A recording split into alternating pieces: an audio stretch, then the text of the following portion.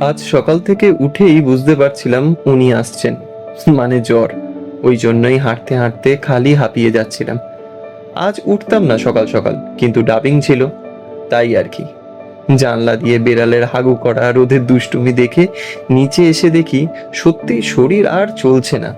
তাই কাজের জায়গায় ফোন করে আজ ডেটটা এক্সচেঞ্জ করালাম। তারপর বসে স্ক্রিপ্ট লিখছি আজকের ভিডিওর জন্য। আর মা দেখি কি একটা বানিয়ে নিয়ে এসে বলল, এনে এটা খা, গলা পরিষ্কার হবে। যদিও এত বাজে জিনিস আমি এর আগে কখনো খাইনি।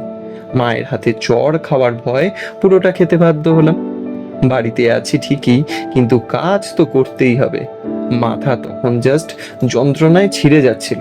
অগত্যা শরীর খারাপ কাজের জায়গা সবসময় শোনে না।